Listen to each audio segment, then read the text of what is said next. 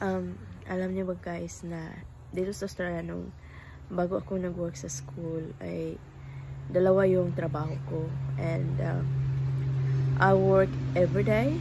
I work sa school weekdays, and sa weekend ay nagtrabaho ako sa shop, and I work every day 6 months. 6 months yun yung kita ko sa aking pagtrabaho.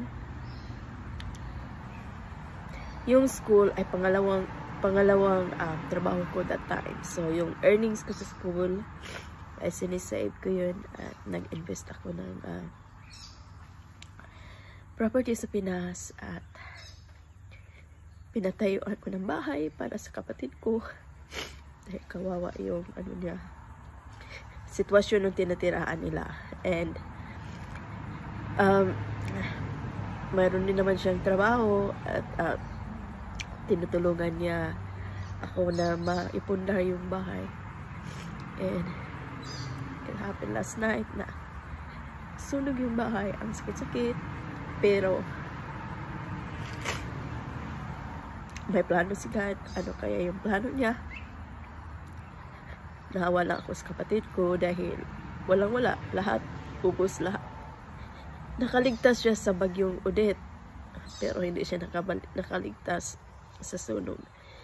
And sabi niya sa akin na swerte pa rin dahil of course swerte pa rin dahil ligtas silang lahat. So it happened last night around 9 o'clock.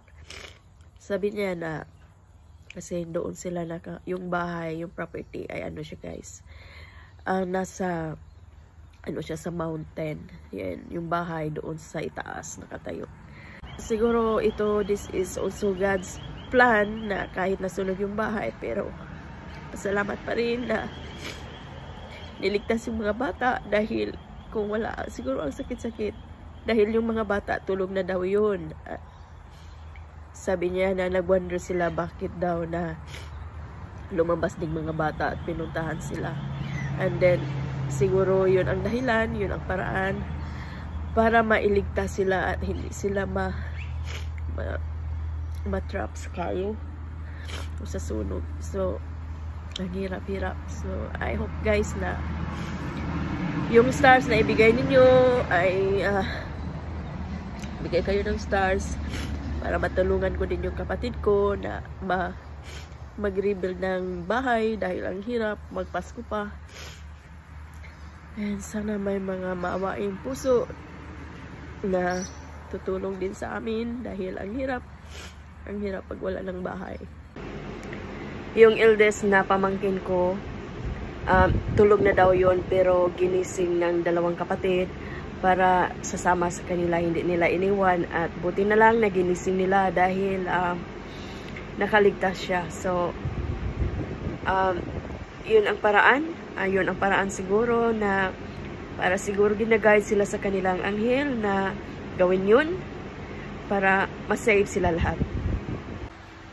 Sabi niya sa akin na may pinuntahan daw sila, may binibili, and siguro yun ang dahilan na yung pagpunta nila, paglabas nila sa bahay, yun ang nakaligtas sa kanila.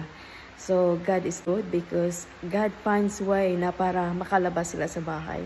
Yung mga bata daw ay nakatulog na, and mostly daw pag lumalabas sila sa gabi, yung mga bata ay ayaw nang sumama.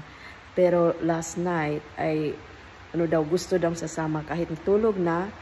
They follow them para gustong sasama sa kanila. And lucky na ginawa yun sa mga bata dahil kung nandun pa sila sa loob ng bahay, it's really hard and that would be worse. So we're still thankful na walang nangyayari, walang nasasaktan, and I hope that we can rebuild our lives better back.